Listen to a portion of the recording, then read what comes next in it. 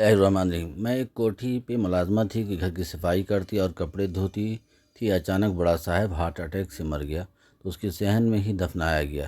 صاحب کی ایک بیٹی لندن میں پڑھتی تھی۔ باپ کی وفات پہ وہ بھی واپس پاکستان آ گئی۔ ایک دن صاحب کی بیٹی مجھے کہنے لگی، رات خواب میں ابو آئے تھے، وہ کہہ رہے تھے ملازمت سے کہنا میری قبر دوبارہ کھدوائی۔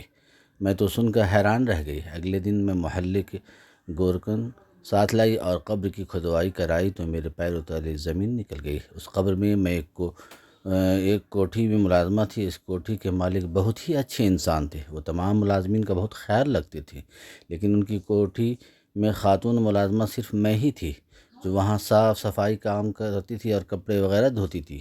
وہاں کھانا پکانے کے لیے بھی مرد ملازم تھا اور باقی سارے کاموں کے لیے بھی مرد ملازمین تھے۔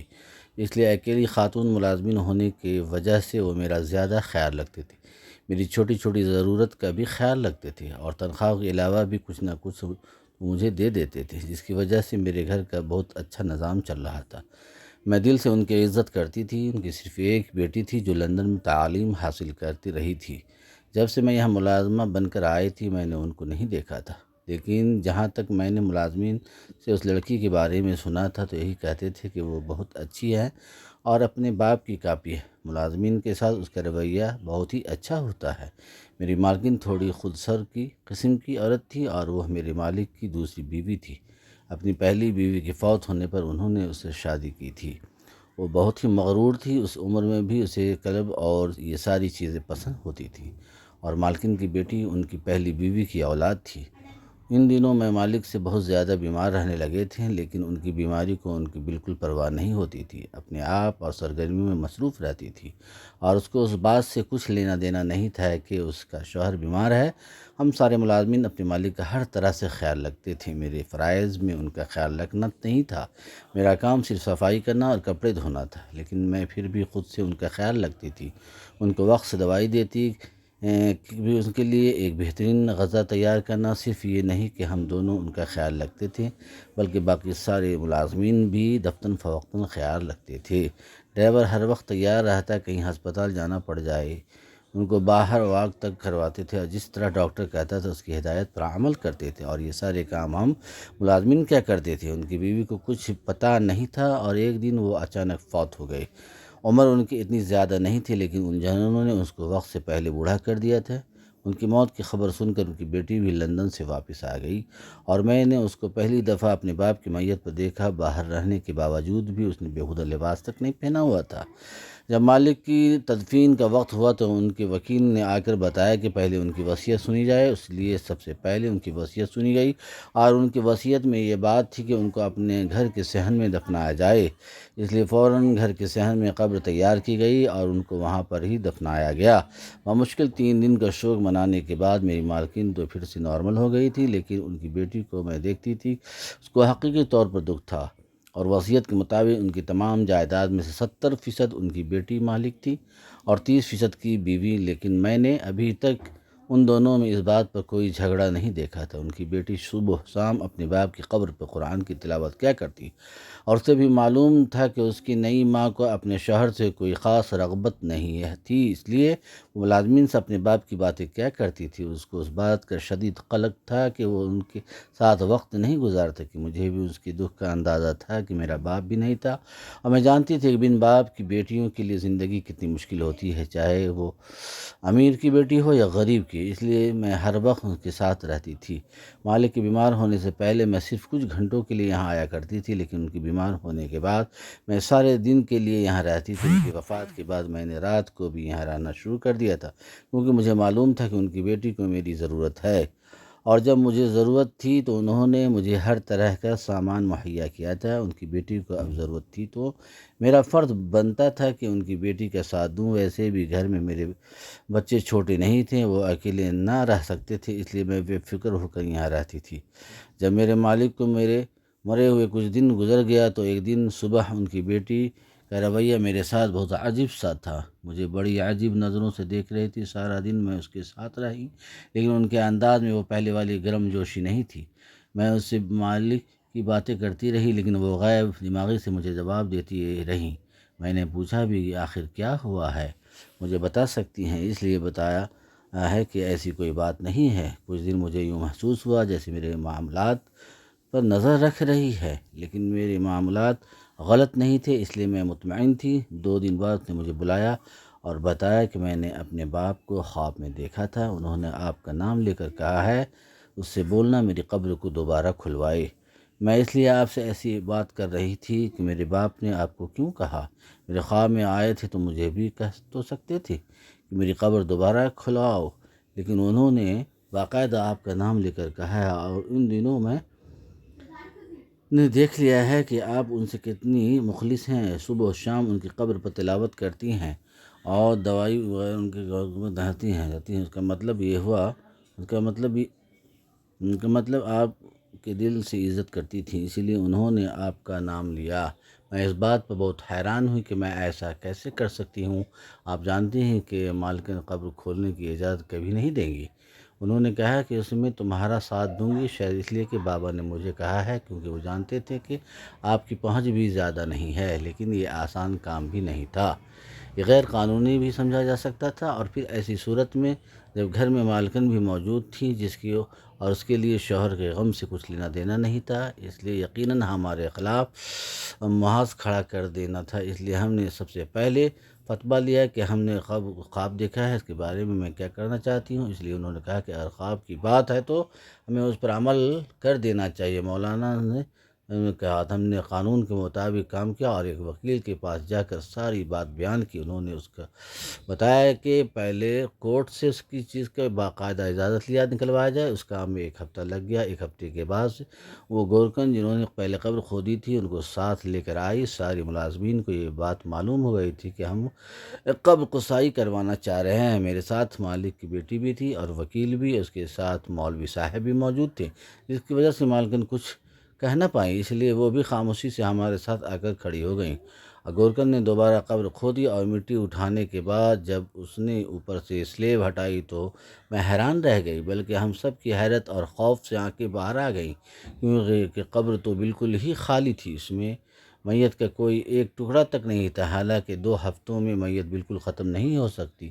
سب کوئی فکر شروع ہو گئی کہ آخر میت گئی کہاں، کیونکہ گھر کے اندر قبر تھی اور پھر میت غائب ہو گئی تھی، اس لیے کہاں دیکھوں اس قبر سے لاش غائب کہاں ہوئی۔ یہ سوال ایسا سے سب حیران تھے، پریشان کر رہا تھا۔ مولانا، وکیل، گھر کے ملازمین اور ہم سب حیرت سے یہ سب کچھ دیکھ رہے تھے۔ مفتی صاحب نے کہنے پر قبر کو دوبارہ بند کروا دیا گیا، لیکن اب سمجھ ہی نہیں آ رہی تھی کہ میت کہاں گیا، میت کو کیسے ڈھونڈا جائے، اور بات حیرت کی تھی کہ کس نے میت کا کیا کرنا تھا۔ لیکن وکیل نے سب سے کہا کہ یہ بات اس گھر سے باہر نہیں نکلنا چاہیے، کیونکہ مرنے والا اس معاشرے کا ایک باعزت فرد تھا۔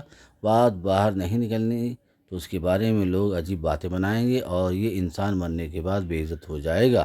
اس لیے ہم نے خود سے وعدہ کر لیا کہ ہم یہ بات باہر کسی تک نہیں پہنچائیں گے، لیکن ہمارے باہر بات نہ کرنے سے میت مل تو نہیں سکتی تھی، اسے تو ڈھونڈنا ہی پڑتا، اس لیے کہ کسی کو تو قدم اٹھانا ہی پڑتا۔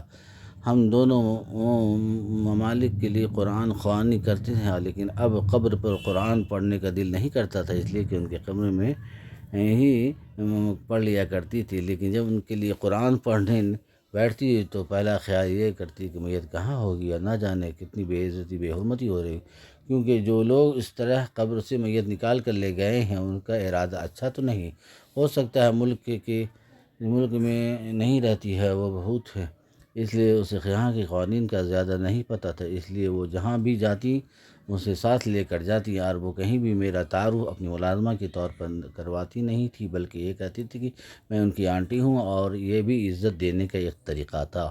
میں نے وعدہ کیا کہ میں جہاں تک ہو سکا اس کا ساتھ دوں گی اور ہمارے مالک کی میت کو ڈھونڈنے میں اس کی پوری مدد کروں گی۔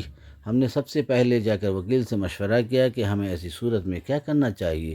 اسے گھر میں ہم نے جب مالکین سے اس بارے میں بات کی تو انہوں نے صاف جواب دے دیا کہ وہ اس معاملے میں کچھ نہیں کر سکتی، کیونکہ میت لے جانے والے کون ہیں انہوں نے کچھ معلوم نہیں، وہ تو ویسے بھی عدت میں ہیں، جو کچھ کرنا ہے ہمیں ہی کرنا ہے، اس لیے ہم دونوں خود ہی کوشش کر رہی تھی۔ سب سے پہلے ہم نے وکیل سے مشورہ کیا تھا کہ وکیل کے مشورے سے ہم پولیس والوں کے پاس گئی اور ان کو جا کر سارا مسئلہ بتایا تو وہ لوگ تو اتنا عجیب و غریب کے سن کر لینے کو تیار ہی نہیں تھے، لیکن مالک کے نام اور نیک نامی اور ہم سب کی گواہی کی وجہ سے ان کو کیس فائل کرنا پڑا۔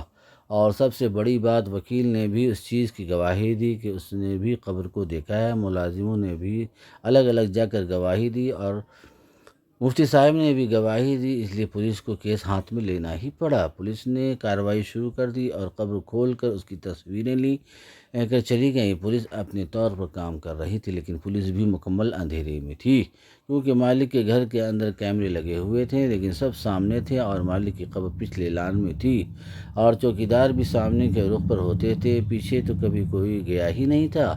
اس لیے اس بارے میں کچھ معلوم نہیں تھا کہ پولیس نے تفتیش کا آغاز ہم ملازمین سے کیا تھا، لیکن ملازمین کو کچھ معلوم ہوتا تو ہی بتاتے، لیکن ان سب کی سختی آئی ہوئی تھی۔ سب سے پہلے چوکیدار کی سختی آئی تھی کہ تمہیں معلوم ہونا چاہیے کہ کون آیا کون گیا، میت چوری ہوئی تھی اور میت لے جانا اتنا آسان کام نہیں ہوتا، لیکن چوکیدار کوئی نیا نہیں تھا، پچھلے کتنے سالوں سے یہاں پر چوکیداری کر رہا تھا اور وہ سب کیوں کرے گا۔ ایسے ہی ہم سب سے بھی بار بار پوچھا جاتا ہے کہ تم لوگ اسی گھر میں ہوتے ہو، کہاں رہتے ہو، آپ کو کچھ نہ کچھ معلوم تو ہوگا۔ اور صرف یہی نہیں، پولیس والے تو سب پر شک کرتے تھے، اس لیے انہوں نے دونوں ماں بیٹی سے بھی تفتیش کی، لیکن اسی طرح تفتیش کرنے سے کیا ہو سکتا تھا؟ اور ہمارے ملک کی پولیس بس روایتی طریقے اپناتی ہے اور ہر دوسرے بندے کو پکڑ کر تو کبھی کسی کو، لیکن اس سب کا کوئی فائدہ نہیں ہو رہا تھا۔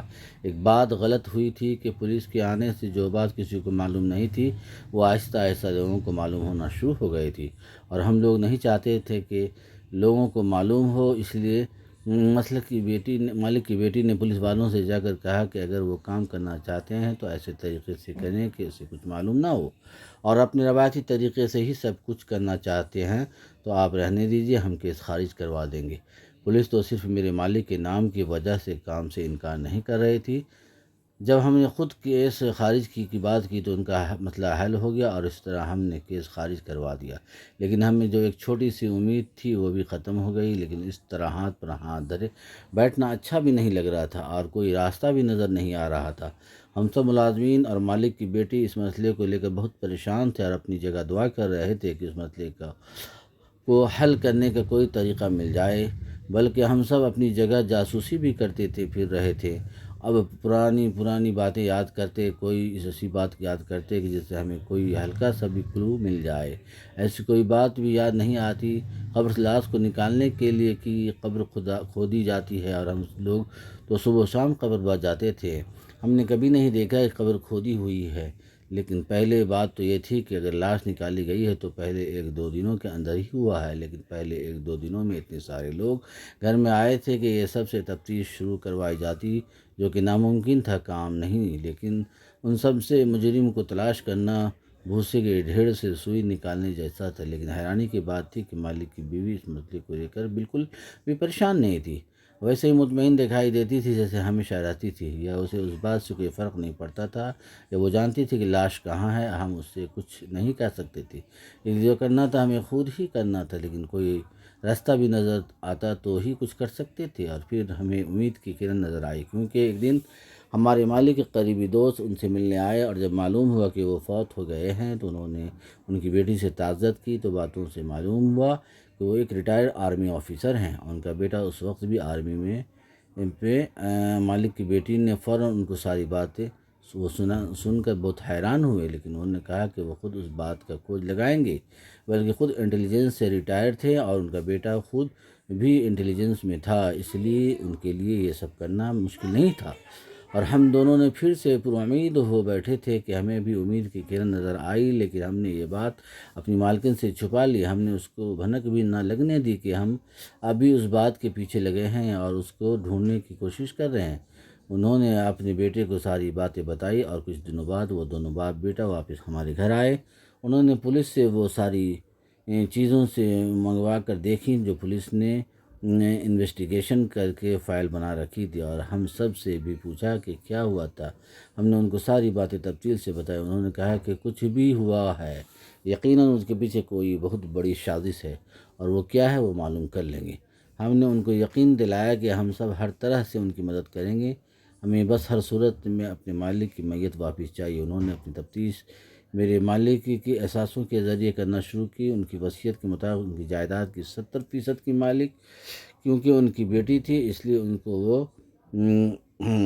2 کمپنیاں ان کی بیٹی کے حصے میں آئیں اور 1 کمپنی ان کی بیوی کے حصے میں آئی تھی۔ اس کے علاوہ بینک بیلنس بھی اس طرح ان دونوں کا حصہ ان سب چیزوں تو ان دونوں کو پہلے ہی دے چکا تھا۔ کمپنی وغیرہ ان دونوں کے نام کی تھی، لوگ بغیر کمپنی کے ان کو بھی کر چکی تھی۔ مالک کے دوست نے پوچھا کہ آپ لوگوں میں سے کوئی ایسی بات جانتا ہو جس کی وجہ سے آپ کو اندازہ ہو کہ میت چوری ہوئی ہوگی؟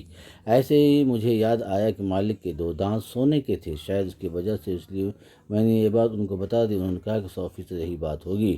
ان کی دانت چوری کرنے کے لیے ان کی میت کو قبر سے نکالا گیا ہوگا، لیکن یہ کام کس نے کیا ہے، یہ سوال بھی بہت ابھی تک وہیں کا وہیں تھا۔ وہ لوگ اکثر ہمارے گھر میں آتے رہتے تھے، اس لیے ان دونوں نے بھی نوٹ کر لیا کہ ہم گھر کے ملازمین تک اس کیس میں پوری دلچسپی لے رہے ہیں، اور جو بات وہ لوگ پوری ہیں ہم پوری تفتیش سے بتاتے تھے، یہاں تک کہ پرانی سے پرانی بات اپنی یادداشت سے نکال کر ان کو بتاتے تھے کہ شاید کوئی مدد ہو سکے، لیکن ان کی بیوی بالکل بھی اس میں دلچسپی نہیں لے رہی تھی اور نہ ہی کبھی اس نے پوچھا کہ کیس کا کیا بنا ہے۔ اس لیے ان کے دماغ میں بھی یہ بات آئی کہ شاید وہ اس میں شامل ہو، اور یہ بات تو میرے دماغ میں بھی تھی، لیکن چھوٹا منہ بڑی بات، یہ بات نہیں کہہ سکتی تھی، اس لیے انہوں نے ہم سارے ملازمین کا بایو ڈاٹا نکالنے کے ساتھ مالک کی بیوی کا بھی پرانا ڈیٹا نکالا تو معلوم ہوا کہ کسی وقت میں ماڈل ہوا کرتی تھی، لیکن مالک سے شادی کے بعد انہوں نے ماڈلنگ چھوڑ دی۔ لیکن جس دور میں یہ ماڈلنگ میں آئی تھی اس وقت ان کا ایک بیٹا تھا، لیکن بعد میں ماڈلنگ کی دنیا میں آنے کے بعد بیٹا کبھی منظر عام پر نہیں آیا۔ انہوں نے کبھی کسی کو بتایا ہی نہیں کہ وہ شادی شدہ ہیں یا ان کا بیٹا بھی ہے، اور ان کا بیٹا کہاں تھا یہ وہ سوال تھا جو براہ راست ان سے نہیں کر سکتے تھے، اس لیے انہوں نے اپنے طور پر کام شروع کر دیا۔ ان انکل کا میرے مالک سے بالکل بھائیوں والا تعلق تھا اور ملک سے باہر ہوتے تھے، وجہ سے میت پر نہیں پہنچ سکتے تھے۔ وہ جانتے تھے کہ اپنے بھائی کو انصاف دلائیں۔ مالک کے دوستوں کو تو یہ کام کر رہے تھے، لیکن ان کا بیٹا دانتوں والی لائن پر کام کر رہا تھا۔ اس نے ایک چوراہا بازار پر جا کر پتہ کیا، تفتیش کی تو دانتوں کو بجا معلوم کر سکے، بلکہ پچھلے دنوں ہی کوئی لڑکا یہاں پر 2 دانت بیچ کے جا چکا ہے۔ لیکن اس لڑکے کے بارے میں معلوم حاصل کرنے میں کچھ وقت لگنا تھا۔ وہ لوگ کام کر رہے تھے جہاں پر ان کو ہماری مدد کی ضرورت ہوتی تھی، ہم سب ان کی مدد کرتے، لیکن یہ سارا کام بالکل انڈر گراؤنڈ ہو رہا تھا۔ ہم لوگوں کے سوا کسی کو معلوم نہیں تھا کہ کیا کام ہو رہا ہے، اور پھر ان دونوں باپ بیٹے کو اکٹھے ہی معلوم ملی کہ جو لڑکا دانت بیچ کر گیا اس کی معلومات بھی مل گئی، اور اس روز اس کے بیٹے کی معلومات بھی مل گئی۔ جب دونوں نے اپنی معلومات ایک دوسرے کو شیئر کی تو یہ جان کر وہ لوگ بھی حیران رہ گئے کہ وہ ایک لڑکا تھا، یعنی وہ لاش اس عورت کے بیٹے نے نکالی تھی۔ اب اس کو پکڑنا ضروری ہو گیا تھا، اس لیے اس آدمی کے بیٹے نے اپنے سورسز استعمال کر کے دوبارہ سے اس کیس کو اوپن کروایا، کیونکہ یہ کیس آرمی کے انڈر تو آتا نہیں تھا، وہ تو اپنے طور پر کام کر رہا تھا۔ اس طرح پولیس کو ہر قسم کی معلومات مل گئی، پکی پکائی کھیر مل گئی تو اس نے بھی اس کیس کو اوپن کر دیا، بلکہ میری چھوٹی مالکن نے جا کر باقاعدہ اس کیس کو ری اوپن کروایا۔ اس کے بعد انہوں نے فوراً اس لڑکے کو گرفتار کر لیا، اور جب اس نے ساری بات ہمیں بتائی تو ہم سب بھی حیران رہ گئے۔ اس نے بتایا کہ شروع سے ہی اپنی ماں کے پیسوں پر پل رہا تھا، اس کی ماں نے شادی ہی پیسوں کے لیے کی تھی، اور وہ اس کو ہمیشہ پیسے دیتی رہتی تھی، اور اسی وجہ سے وہ عیش و عشرت کی زندگی میں پڑ گیا تھا۔ جب اس کا شوہر بیمار ہوا تم اس کی ماں کو بھی فکر پڑ گئی کہ کہیں اس کا شوہر تمام جائیداد اس کی بیٹی کے نام نہ کر دے، اس لیے اس بیماری کے دنوں میں ہی اپنا اور اپنے شوہر کے نام کا ایک جوائنٹ اکاؤنٹ کھلوا لیا اور بلینک چیک پر سائن کروا لیے، پیسے نکلوا کے اپنے اکاؤنٹ میں ڈال دیے۔ اس کو معلوم تھا کہ اس آدمی کے خفیہ لاکر میں ہر وقت کروڑوں روپے کا سونا اور نقدی پڑی رہتی ہے، لیکن وہ لاکر فنگر پرنٹ سے کھلتا تھا، اس لیے وہ فوت ہوا تو اس سے دن رات کو اس کی ماں نے اس کو بتایا اس نے قبر میں اپنے گھر کروائی ہے، اور وہ قبر قبرستان میں ہوتی تو زیادہ آسانی رہتی، لیکن شاید سے بھی معلوم ہو گیا تھا کہ اس کے ساتھ کیا ہوگا۔ اس نے وصیت کر دی تھی کہ گھر میں قبر کرنا۔ رات میں جب سب واپس جا رہے تھے اور تمام ملازمین بھی مصروف تھے تو وہ خاموشی سے صحن میں نکل گیا تھا۔ میت نکالنے میں کوئی مسئلہ نہیں ہوا، اس نے جلدی سے وہ میت نکالی اور قبر دوبارہ بند کر دی، اور میت کو انہوں نے ایک بوری میں ڈال کر لے گئے، کیونکہ اس وقت ٹینٹ والے سامان لے کر جا رہے تھے، اس لیے کسی نے اس کی طرف دھیان بھی نہ دیا، اور وہ اپنے دوستوں کے ساتھ مل کر یہ کثر انجام دے گیا۔ اس نے نہ صرف ان کے دانت بلکہ ان کے گردے اور اس طرح کی چیزیں جو بیچی جا سکتی تھی اور نکال